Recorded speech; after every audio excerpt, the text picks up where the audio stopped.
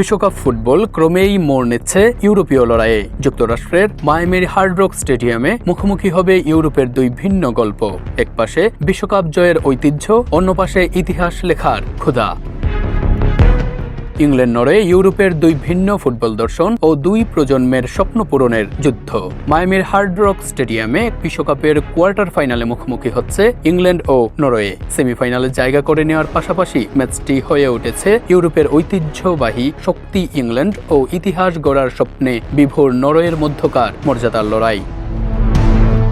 বিশ্বকাপ শুরুর আগে ইংল্যান্ডকে রাখা হয়েছিল সম্ভাব্য চ্যাম্পিয়নদের তালিকায়। অন্যদিকে নরওয়ের লক্ষ্য ছিল নকআউট পর্বে জায়গা করে নেওয়া। কিন্তু টুর্নামেন্ট যত এগিয়েছে, আর্লিং হল্যান্ডের নেতৃত্বে নরওয়ে বদলে দিয়েছে সেই ধারণা। 2 যুগ পর বিশ্বকাপের শেষ 16তে ওঠার পর 5 বারের বিশ্ব চ্যাম্পিয়ন ব্রাজিলকে বিদায় করে প্রথমবারের মতো বিশ্বকাপের কোয়ার্টার ফাইনালে জায়গা করে নিয়েছে স্ক্যান্ডিনেভিয়ানরা।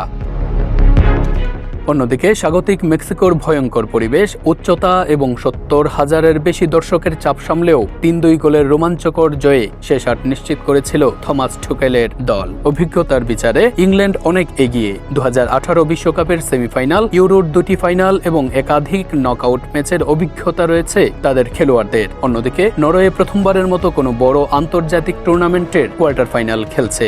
সম্প্রতি হাল্যান্ড কেইনের মধ্যে কে সেরা? সাংবাদিকদের এমন প্রশ্নের জবাবে কেইন নরওয়েজিয়ান ফরওয়ার্ডের সঙ্গে নিজের তুলনা করতে দ্বিমত প্রকাশ করেন।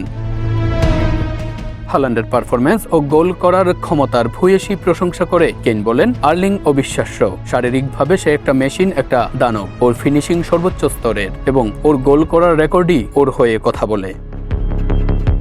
সামর্থ্য এবং ইতিহাস ইংল্যান্ডের পক্ষে কথা বললেও হাল্যান্ড ওডেগার্ডের নরওয়ে যে কোনো মুহূর্তে ম্যাচের গল্প বদলে দেওয়ার ক্ষমতা রাখে। তাই শেষ 4-এর টিকিটের লড়াইয়ে ইংল্যান্ডের সামনে অপেক্ষা করছে তাদের বিশ্বকাপ যাত্রার সবচেয়ে কঠিন পরীক্ষা।